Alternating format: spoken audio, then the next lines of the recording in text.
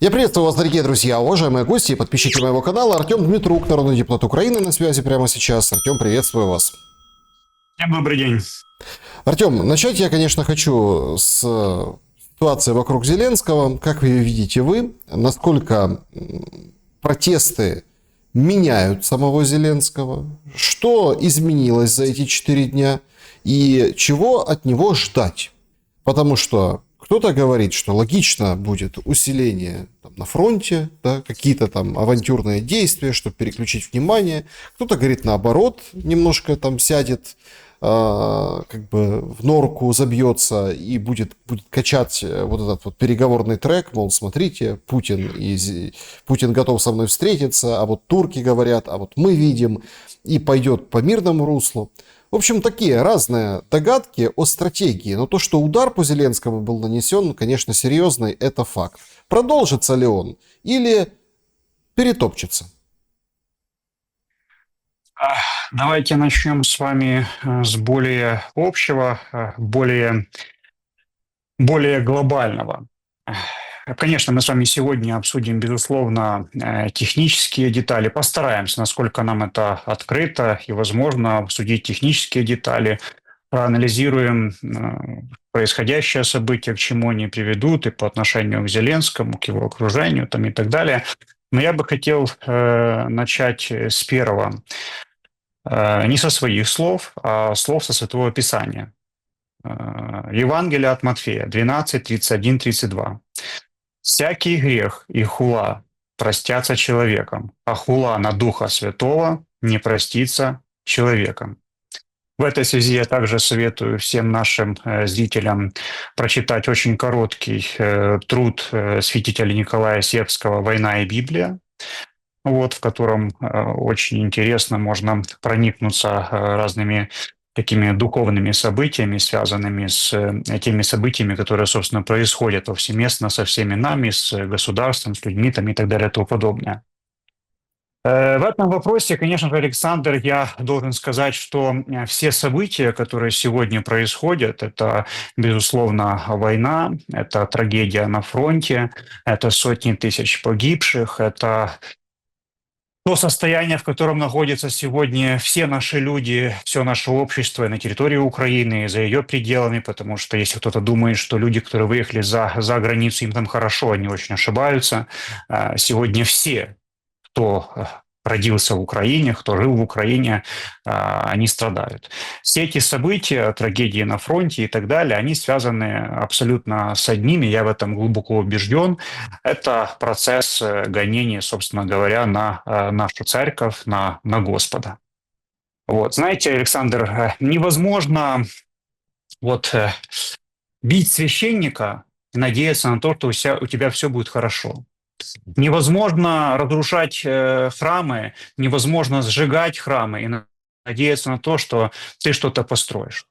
Невозможно обижать обычного, беззащитного человека и надеяться на то, что ты будешь властвовать, что ты будешь государственным деятелем, что ты будешь руководителем и так далее и тому подобное.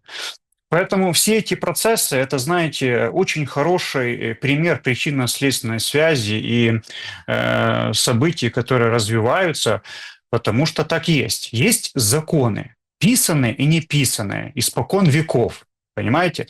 И их нужно соблюдать. Если ты их не соблюдаешь, ты обязательно понесешь за это ответственность. Это такой мой короткий вступительная часть, в принципе, ко всем событиям, свидетелями которым мы сейчас являемся. А теперь давайте перейдем к таким фрагментарным событиям, которые сегодня происходят в Украине. Это что же касается, допустим, протестного движения и как это отразится там на Зеленском и так далее. Но я хочу напомнить, что я один из немногих, кто говорю о том, что протесты неизбежны. Я об этом начал говорить тогда, когда многие еще покрывали меня критикой о том, что нет, в Украине невозможны протесты, все сжато в кулак, все под надзором, никакая группа людей, тем более те, кто подвергаются там репрессиям ТЦК, СБУ или политические заключенные, или родственники погибших, не может выйти.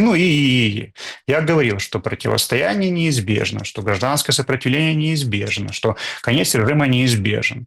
И этому, конечно, есть и аналитические обоснования, и, скажем так, те решения, которые были приняты и в Британии, и в Вашингтоне, и другое. Я хочу напомнить нашим зрителям, что первое решение, принятое Вашингтоном, да, было принято еще 9 мая, когда Зеленскому было сказано, что до 9 мая должны быть остановлены боевые действия и заключен договор. Это был первый эпизод. И сегодня мы с вами просто свидетели продолжения того процесса, который начал свою реализацию с момента вступления в должность нового президента Соединенных Штатов Америки. И ничего, в принципе, не меняется. Все идет просто, конечно, это не происходит так быстро, как нам бы хотелось, или хотелось бы даже не нам, а, наверное, самому Дональду Трампу, потому что он думал, что он придет и шашкой махнет, и все изменится. Да? Он не рассчитывал на то, что у параноидального наркомана-гомосексуалиста есть свои взгляды на всю эту историю, и многие советники у Трампа тоже оказались не совсем заинтересованы именно в этом, поэтому эта история имеет продолжение.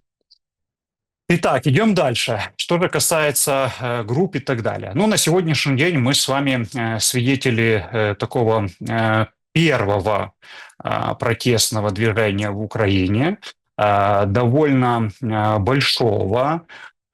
Сейчас многие тоже разразятся критикой настоящего протестного движения, которое в один из дней, а протестное движение уже у нас на сегодняшний, когда мы записываем это видео, оно длится примерно 5 дней. Ну, пятый Вот. сегодня, да. Да, 5, и сегодня оно будет. И в один из дней оно набрало в Киеве количество людей 9 тысяч людей. Это очень значительные цифры в стране, в которой, в принципе, люди за 3 года боятся даже слова на кухне сказать, а тут, в принципе, все выходят на улицу и очень недвусмысленно выражают свое мнение в словах, песнях, кричалках. Это отдельный вопрос, что они кричат, мы не об этом. В словах, песнях и кричалках, и в плакатах, в надписях и так далее. Дальше переходим к тому. Вот эти люди, это там какая-то там западная структура, там это НАБУ, там Соросята, там это они. Ну, да, базово они, да, конечно, те структуры, против которых я в том числе выступаю против и всегда выступал против. Меня НАБУ пугали с первого моего рабочего дня в Верховной Раде. Это отдельный вопрос. Конечно, да, базово это эти люди, но это то, о чем я вам говорю, что формат противодействия может быть разный. На данном этапе у этой группы людей, у этой группы недовольных есть больше возможностей, больше финансирования, больше сплоченности, больше результативности, больше, скажем так, такого мотивирующего фактора для того, чтобы выходить и противостоять. Здесь же важно отметить, что к этим группам подсоединяются и другие люди разных категорий. Я уверен в том на 100%, что в этих протестах участвовали просто люди, просто военные, инвалиды, ветераны, просто женщины, просто мужчины, которые выходили поддержать противостояние против Зеленского. Этот митинг может называться как угодно первый. Он может называться против НАБУ, или против Ермака, или отдельно против отдельного руководителя отдельной структуры. Это вообще не имеет значения. Так, а последний какой будет? Вот вопрос.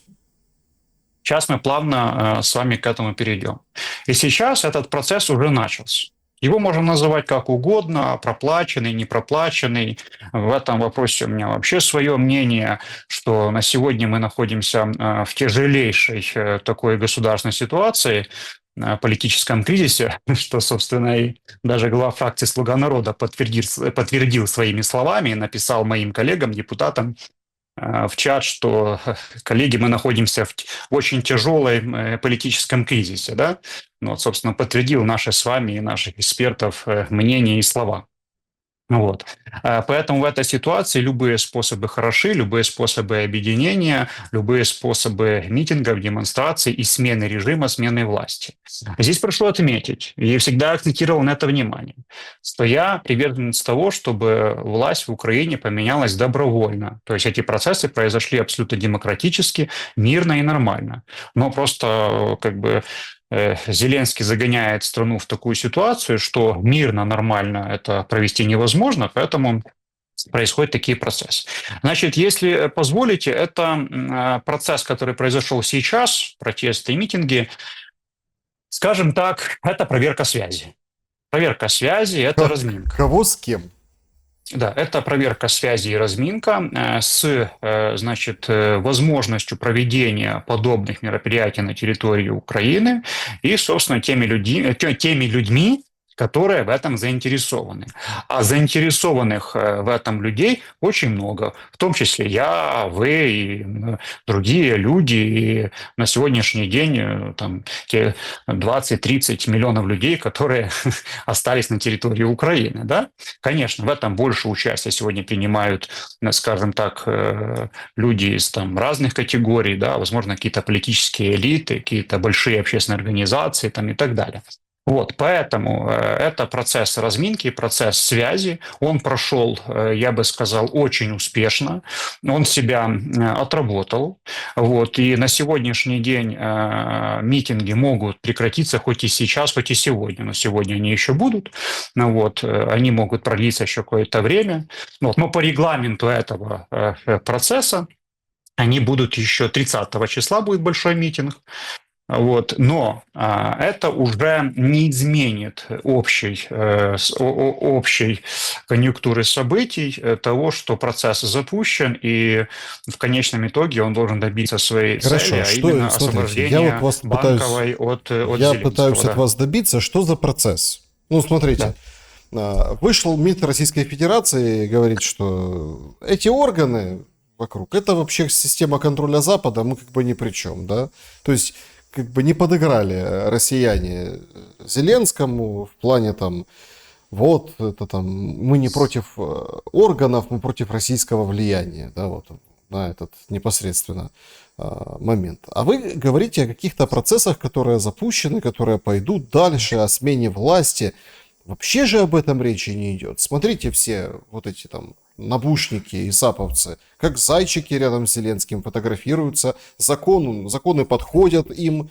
Вопрос только, тут же 31 числа наметили голосование по президентскому закону, новому, который как бы откатывает все назад. Понимаете, тут просто момент очень важный. Может, вы общаетесь, знаете подноготную небольшую, есть уже там данные, что некоторые депутаты говорят, елки-палки, мы же проголосовали только что вот так, а теперь нам говорят, голосуйте назад. То есть это, депутаты, конечно, сейчас Верховная Рада как куклы, марионетки в руках Банковой, это понятно, но не до такой же степени. А как же быть с этими речами, которые все говорили в начале недели, что давайте, у нас воюющая страна, давайте вот это все, президент, подчиним генпрокурору, антикоррупционные органы. А получается, все надо назад откатывать. Чехарда, ой, какая чехарда. Я просто не понимаю сути процесса. Вы на самом деле так замахнулись на нечто, как вас послушаешь, на нечто такое большое. Может, все просто мельче и проще и понятнее. Ну, вообще в разрезе геополитики, там, грубо говоря, планов Дональда Трампа, там, больших групп мировых, это ничего такого, послушай, поменяли одного фунта, пытаются поменять на другого. В разрезе большом, да, это ничего такого. Вот. А в разрезе нашей с вами жизни украинцев, это трагические переломные события. Вот. Давайте еще, вы просто задали очень много вопросов. Вот в этой части. Давайте еще разберемся с НАБУ, потому что я думаю, что многие зрители сейчас, может быть, не до конца поняли мою позицию. Вот. в том, что я рассказывал. Что же касается антикоррупционных органов, я считаю и считал всегда, находясь в правоохранительном комитете, работая в правоохранительном комитете, что в Украине достаточное количество стандартных правоохранительных органов, которые могут в полном объеме осуществлять всю необходимую деятельность на благо народа и нашей страны. А что же касается специально созданных Америкой антикоррупционных органов, я выступал исключительно против этого, потому что это не самостоятельные структуры, которые работали исключительно для того, чтобы оказывать политическое давление на политиков, чиновников или представителей там крупного бизнеса. Значит, антикоррупционные органы всегда работали в связке с властью, неважно с какой, с Порошенко или с Зеленским, они всегда работали вместе, всегда работали согласованно.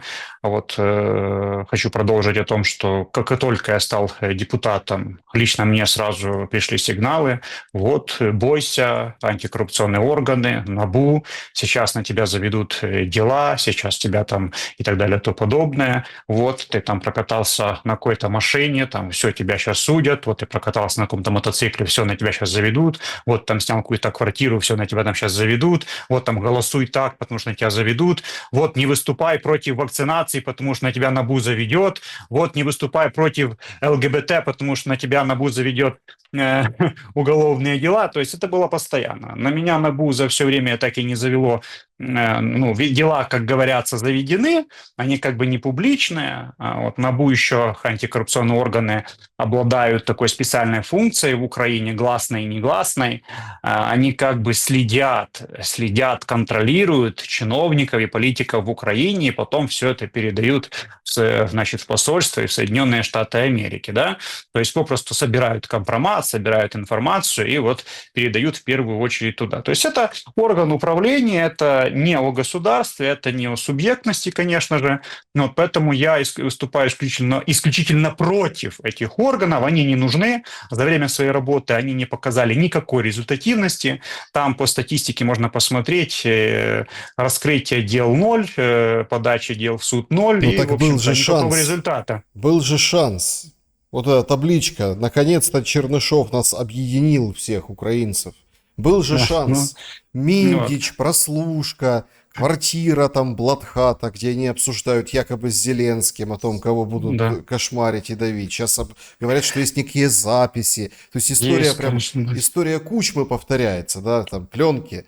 Что на Вот, этих пленках? Что вы знаете об этих сейчас, пленках? да, 2 секунды, я это самое. Поэтому с НАБУ все понятно. Но здесь вопрос в том, что, возвращаясь в начало, это просто одна из форм гражданского сопротивления, которая есть в Украине. Она выстрелила первой. Поэтому сегодня я не имею права ее не поддерживать, поскольку идея и миссия у нас всех намного выше. Вот и все.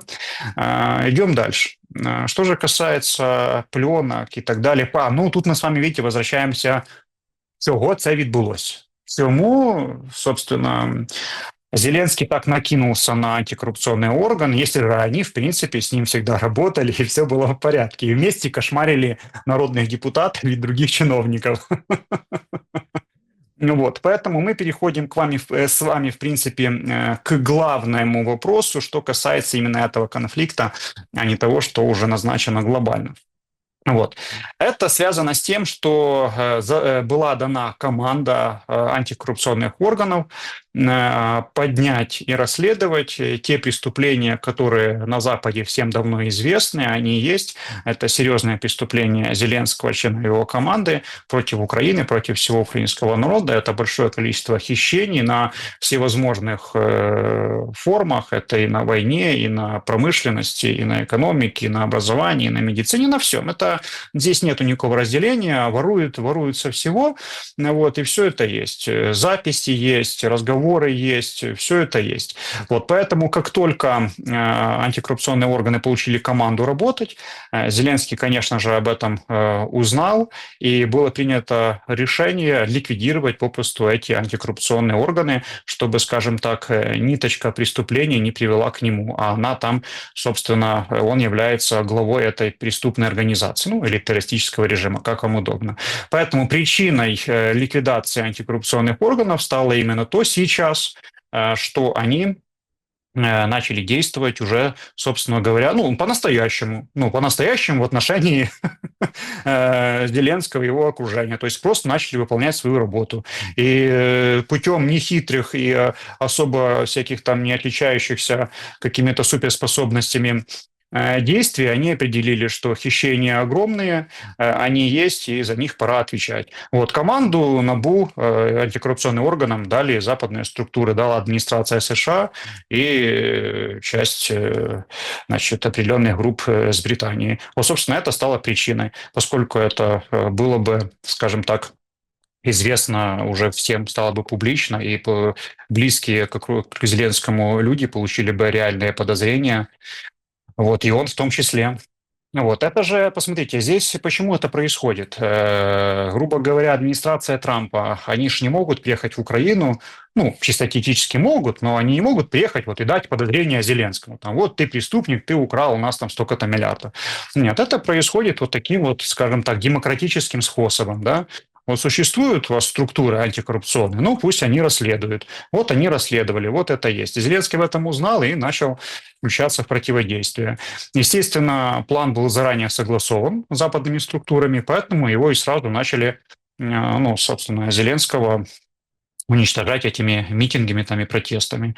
Вот. Решение, еще раз повторюсь, в вашем эфире, наверное, больше всего я об этом говорю, вот, о том, что решение о том, что Зеленский не может больше находиться в Украине, или как хотите, свержение режима, там, смена власти, там, оно принято уже давно. Вот ровно с того момента, как Трамп стал президентом. Это решение принято. Просто структурно, да, происходят разные процессы.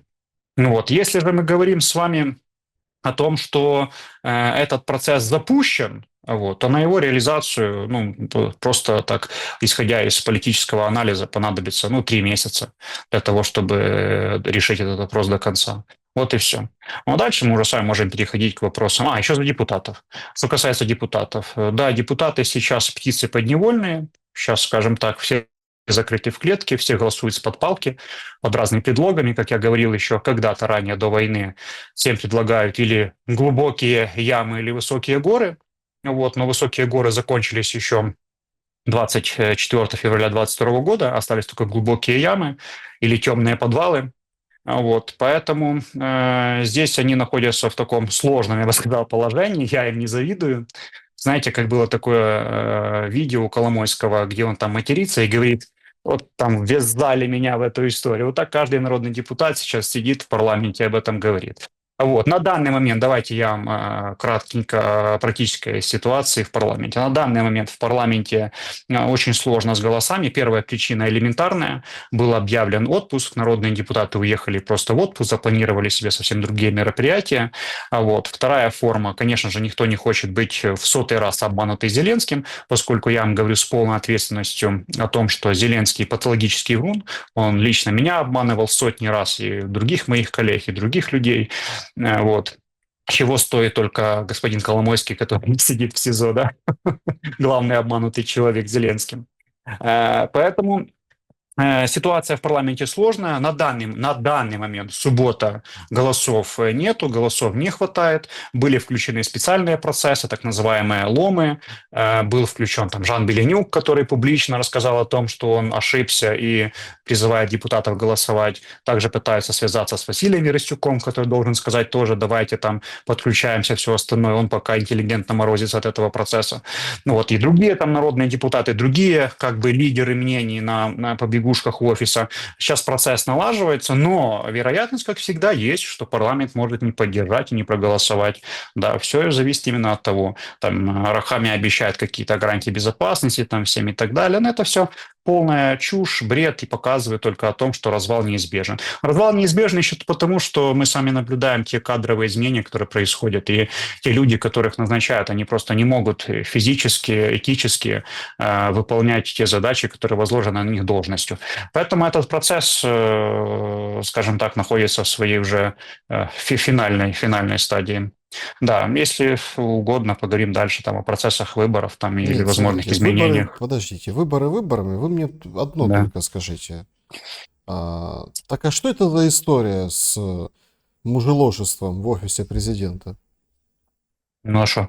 Ну, смотрите, в Украине, я вам открою, не знаю, может, большой секрет, но в Украине с определенного периода все знают, что имеется в виду, ну, как все, там, в парламенте люди, там, чиновники высокого уровня, скажем так, там, люди, которые имеют доступ, там, к офису, там, Зеленского и так далее, ну, все знают, что Зеленский спит с Ермаком, ну, вот, или там Ермак с Зеленским, ну, не знаю, как хотите, интерпретируйте здесь. Но у нас в стране, к сожалению, страной сегодня правит параноидальный психически больной человек нетрадиционной ориентации. Ну, так сложилось, да, это есть. Ну, погодите, ну Просто, стойте, ну просто, какая же вы, да, стойте, ну просто, давайте так, ну, смотрите, да. супруга же, двое детей, как же вот это все, там, семьянин, вот это все эти моменты, непонятно, там, шоу-бизнес, там, все такое, там, конечно, можно наворотить желтизны, однако, ну, давайте же будем откровенны. Ну, всем как привыкли считать, ну, кто с кем спит, это такое дело. Но сейчас война. Есть ли как кому какое дело во время войны к этому? Вот как вообще Ну, это влияет на глобальный процесс, условно, там, смены власти в Украине, о котором мы сейчас поговорим дальше? Это штрих очень правильный важный вопрос, да. или нет? Очень правильный вопрос. Да, я закончу ответ о том, Да. что мы об этом все знали и понимали, но ничего сделать с этим не могли, кроме как бить в одну точку всем для того, чтобы скорее освободить Украину. Плюс огромные, конечно же, и закономерные обстоятельства в том, что об этом заговорили на Западе. Заговорили невероятно громко. Я на своей памяти не помню такого давления западных СМИ в отношении какого-то субъекта политического. Не помню. Такого не было. Которое произошло за несколько дней на, в общем-то, коллективного Зеленского в Украине, имеется в виду. Дальше. Почему именно, значит, формат вышел, что Зеленский нетрадиционной ориентации, вот, почему об этом заговорили авторитетные западные СМИ, почему это произошло именно в контексте протестного движения в Украине и, в общем, очень шаткая ситуация. Но это происходит по, скажем так, объективным, понятным причинам. Значит, Украина еще в большей части, не считая там отдельных категорий людей, которых, как правило, в Украине там около 3% максимум, это православная, верующая, традиционная семья, которая всячески отвергает подобные вещи, да, то есть всякие ЛГБТ-сообщества, всякие связи подобные и так далее. Поэтому Западом был сделан точечный и очень правильный удар, оглашение как бы на, скажем так, всеуслышание того, что, значит, страной управляют гомосексуалисты. Ну, их же там не только двое, там целый офис такой. Там их там, ну, десятка два людей, которые там вот эти, там, которые пишут тексты там им, которые занимаются там всякими вопросами. Они же там все этим занимаются, да. Вот, я думаю, может, об этом тоже расскажут далее уже. Ну, да, заготовленных материалов там у них на полгода вперед каждый день публиковать различные, значит, секретики офиса президента, офиса Зеленского, да, офис президента, который он занял. Вот, поэтому это хороший удар, я подведу итог, что это хороший, один из хороших ударов Запада. Также мы с вами можем проследить здесь хороший удар касательно того, что провалы на фронте, значит, и гибель людей, в этом виноваты непосредственно сам офис Зеленского, Ермак и Зеленский. Мы с вами, помните, тоже не раз об этом с вами говорили, что военные решения принимаются да, Ермаком или Зеленским. Ну, это абсурдно, вот, потому что этим должны заниматься как и сотнями других вопросов профессионалы, люди, которые в этом разбираются, специализируются. Ну вот, в общем-то, получается, знаете, сегодня происходят такие заявления, просто граждане Украины еще не до конца их переварили, в том числе и военные. За 3 года нахождения под колпаком и под ружьем ну, не так быстро все это усваивается. Вот, того, что, в принципе, западная пресса, в западной прессе это западное руководство, объявили о том, что Зеленский с Ермаком не просто геи, геи это как бы такое уже дело, вот, они виноваты в сотнях, тысячах погибших наших людей. И это, конечно, очень важно. Это процесс, вот, который еще приведет к тому, что к любым протестующим присоединятся в большом количестве и военные, и другие категории. Ну, вот. Поэтому Александр, это точечные удары Запада по цели. Мы с вами сейчас столкнулись с прекрасной такой ситуацией, которая объединила в один, скажем так, в один кулак с разных сторон, с разными целями, и все по-разному видят этот финиш, вот, но объединила такую уникальную ситуацию, когда все бьются против одного. Кто-то еще валка-шатка, кто-то еще ждет еще месяц, еще два, подключится позже. Мы с вами, это же классическая история. Мы с вами увидим, как на протяжении этих 3 месяцев будут развиваться события. Будут подключаться разные люди. Я имею в виду не такие, как Безуглая, которые плюнули в лицо, да, там на митинге, вот, а разные политики, авторитетные люди. Вот это направление будет, если сегодня это направление не имеет такой особой формы единого лозунга, ну, по классическому сценарию, наши протесты выступают против, а не за, то есть против там кого-то, но не за кого-то, они будут приобретать уже более четкие лозунги и формы и направления. Нет, Примерно ну, так. смотрите, тут дело такое. Это, кстати, очень тоже интересно. Знаете, вот мне так нравятся вот эти все политические аналитики, вот эти все такие. Ну, это маленькая ремарка в плане того, что, ой, смотрите, все знали. Ну, там, да, все знали. В смысле все Что, знали? Ну, так если вы все знали, так что вы не вышли, не сказали. Тогда не сказали, когда была плюс-минус демократия, когда была плюс-минус, ну, скажем так, не было вот этого колпака, ужаса вот этого, войны, когда не раскрутился маховик репрессий, вот настолько не раскрутился, как во именем военного времени. А то а мы такие, ой, да мы все знали. Нет, смотрите, я вот здесь очень важно, я хочу вас поддержать.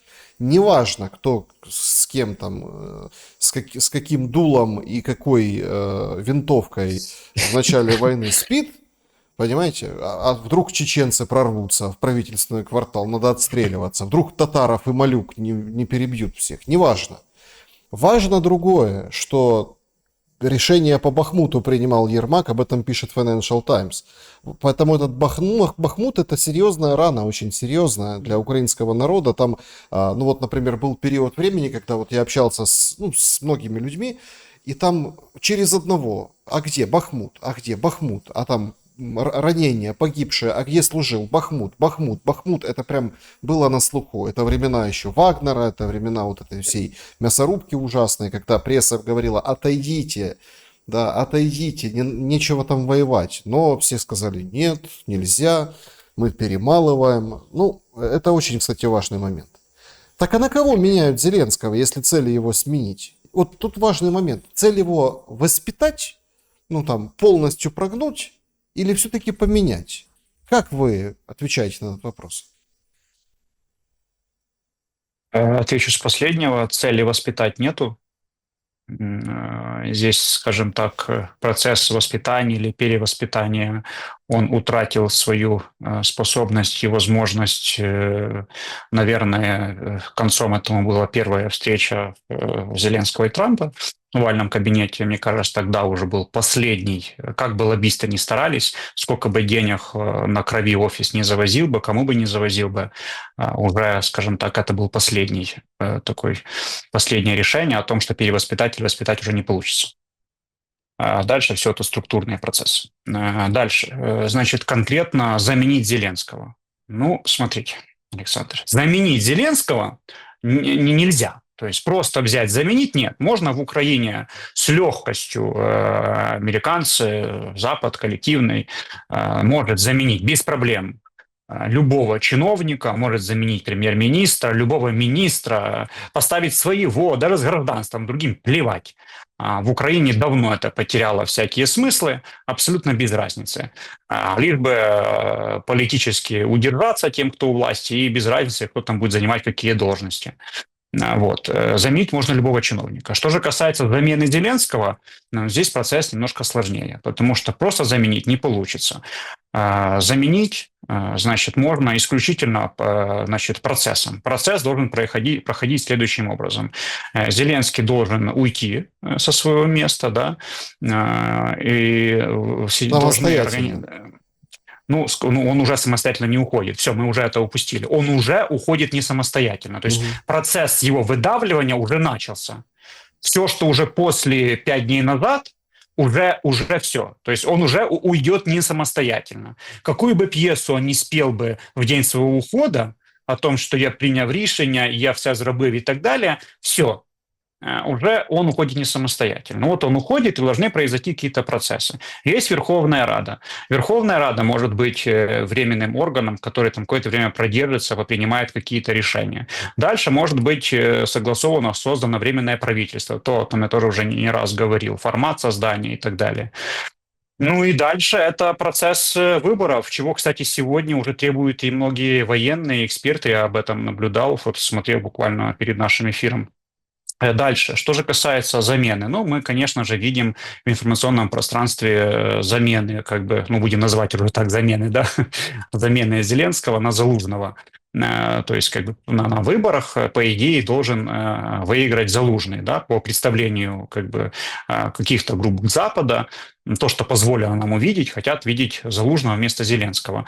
Но Залужный может стать президентом в Украине только на выборах.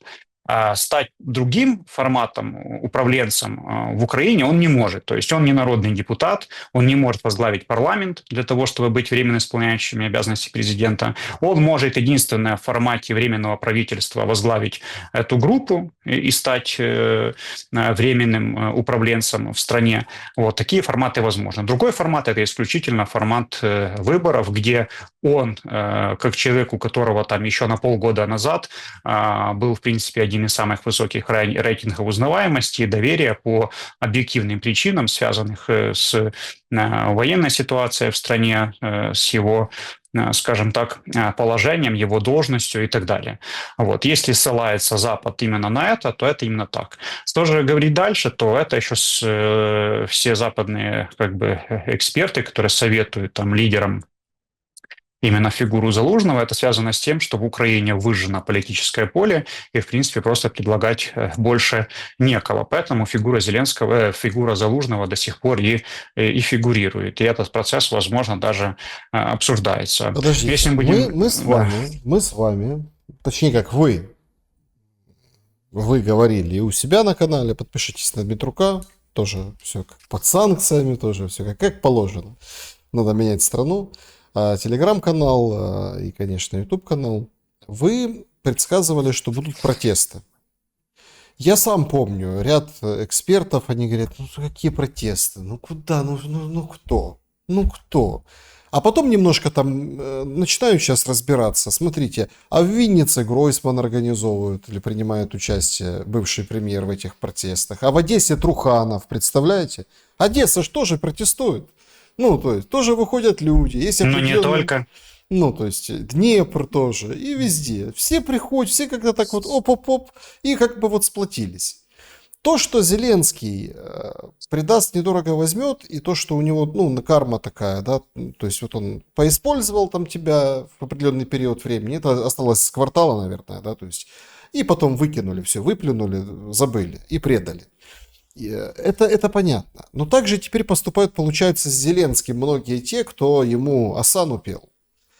У меня вопрос другой. Не верил никто в протесты, тем более такой интенсивности, и с такими лозунгами, и с сжиганием плакатов людьми в пикселе. Никто не верил. И ровно точно так же никто, получается, все как-то отметают и очень искоса смотрят на вариант силового захвата власти военными. Вот этой хунты. Только не в том там пропагандистском значении, как вы там писали с 14-го, а вот буквально хунта. Приходят, как говорится, ребята с фронта, садят кого надо. Кто на Западе говорят, о, слушайте, это герои-защитники, они там кровь проливали ими. Джулани вам пример. Вообще с Аль-Каиды, не пойми кто. Он снял форму, надел костюм, все. Что делают? Реформы. Что? Зачем они пришли? Для каких-то демократических выборов. Ну и поехали. То есть, это же тоже фантастический сценарий. Все такие, нет, мы этого не хотим, этого не будет. Но подождите, протесты тоже не намечались, вот такие. Да, все так. И протесты не намечались, и Зеленский пришел на 25 лет как минимум. Вот, и все это понятно, и все это никто не верил, и те, кто говорил по-другому, называли какими-то космонавтами и так далее. Все становится явью, и все это неизбежно. Вот. Что же касается того, что вы сказали, что процесс в Украине может зайти в такую нехорошую ситуацию, это возможность захват власти силовым путем, собственно, установление кого-то, вот тут вообще без разницы, кто это будет, какой-то военный, который там провозгласит себя лидером, его поддержат. Смотрите, этот сценарий тоже возможен. Я на него, скажем так, много не ставлю, но он возможен, возможно, все что угодно на данном периоде, но этот процесс ненадолго. То есть мы с вами должны понимать, что должны происходить более процессы, кроме просто захвата власти военными и так далее. То есть должны происходить гражданские процессы, общественные процессы, экономические процессы, продовольственные процессы там, и все остальное. Не-не, То смотрите, есть, дело не в процессах. да. Пришли, скинули, объявили там, вот временное правительство, Залужного вызвали из Лондона, посадили во временное правительство или в какое-то там кресло, выбрали срок там какой-то там 90 дней условное и провели демократические выборы под хунтой. Ну чем вам не сценарий? Ну, что касается выборов, да, возможен сценарий, возможно проведение вот таких временного правительства, условно под каким-то там, да, таким взглядом, возможно, вашим, возможно, немного другим по согласованию еще с другими странами-участниками и группами, возможно. Вот, проведение выборов. Здесь не нужно забывать, что у нас в этом вопросе, в кейсе Украина, участвует не только западная часть, а участвует и Россия. У нас еще есть линия фронта, у нас есть реальный фронт, у нас есть реальное продвижение, у нас есть реальная ситуация на фронте, понимаете? И в этом вопросе я думаю, что будет согласован более-менее вменяемый процесс проведения выборов. Это то, о чем думаю я. А как будет уже на самом деле, мы с вами уже посмотрим, я думаю, в недалеком будущем. Ну Вот. Нужно, конечно же, да. вы же видите, да, что протесты, а не стреляют по протестам. Да, ну не стреляют по протестам по нескольким причинам. Во-первых, потому что протесты, скажем так, не просто так, они не вышли сами там и так далее и тому подобное. Я говорил об этом ранее. Это процесс более-менее уже согласованный, это первое. Вторая причина, Зеленский думает, что он очень умный, и если, допустим, перед Майданом была совершена ошибка, да, там, разгона Майдана, то Зеленский думает, что он так не сделает, и его такая участь не постигнет. Вот. Но на самом деле, скажем так, он уже зашел в тупик, и что бы он ни делал, уже, скажем так, продолжение событий, исход событий это не поменяет. Встреча, последний вопрос нашего сегодняшнего эфира, встреча Зеленского и Путина. Они говорят в Турции, они говорит сам Зеленский, в принципе говорят, что и Россия как бы не очень против до конца августа или в каком-то другом формате. Ведь это спасение для Зеленского или нет? Политически.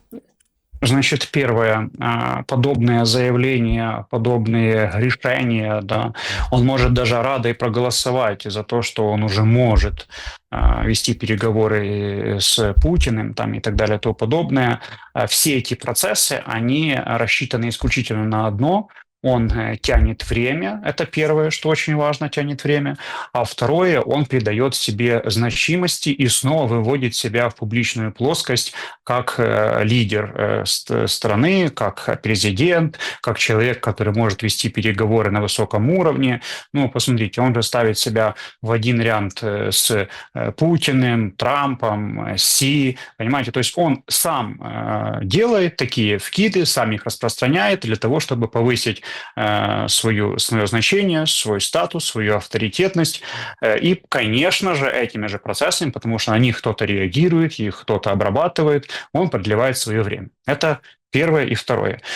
Ну и, Александр, Я, наверное, уже в 50-й раз скажу о том, я написал не один пост у себя в Телеграм-канале, где очень подробно описал о том, почему не может состояться встреча Зеленского и Путина. Путин никогда не встретится с Зеленским. Этому есть огромное количество причин политических, этических, моральных, вот, политических. Невозможно.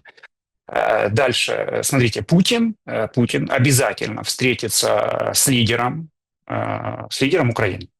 Обязательно. Это неизбежно.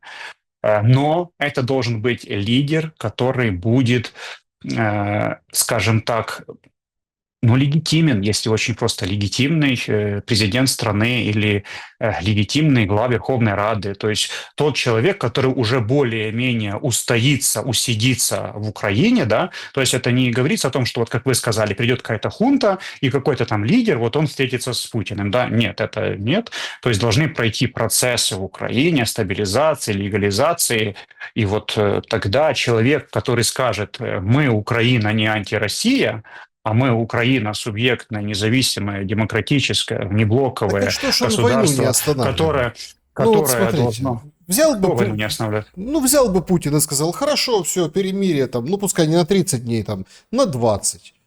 И все, и тогда войны нет, и тогда все зашевелились, заметались, и все. Он же продолжает воевать, Зеленский продолжает продлевать военное положение и нелегитимность свою. Да, но как может один Путин остановить боевые действия, если в то же время будет идти украинская армия? Как это возможно?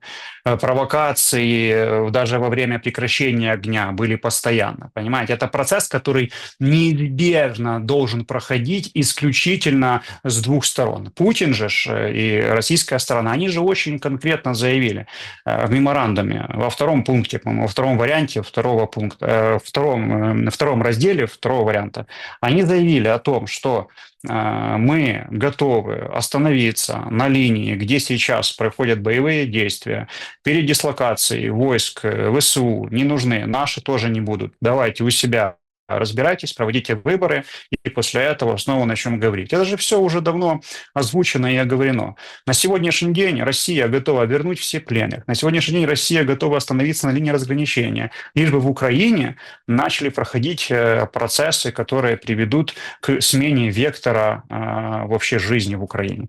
Вот, поэтому на сегодняшний день в России к этому, как и были готовы ранее, готовы сейчас. Вы знаете, важно отметить, что позиция России, российской стороны Путина не меняется уже очень давно, и их требования не меняются очень давно. Поэтому здесь важно отталкиваться от этого, знаете, даже если мы с вами будем говорить не как украинцы, не как люди, которые болеют за свою страну, а просто с объективной стороны. Вот сколько раз за период, даже, я не буду говорить за период, когда Зеленский стал президентом, но за период вот войны с 24 февраля 2022 года, сколько раз поменялось мнение, высказывание, позиция Зеленского? Ну, сколько? 500 раз, 1000 раз, миллион раз. Ну, бесконечное количество раз. Он сегодня говорит одно, завтра утром будет говорить совершенно другое и другие вещи. Поэтому договариваться с ними не будет никто, потому что это невозможно, это полностью противоречит общей, скажем так, конъюнктуре событий. Да. Поэтому так, да. Артем Дмитрук был моим собеседником сегодня. Я благодарю за время и мысли. Спасибо вам. Друзья, берегите себя. Всем добра и света. Увидимся.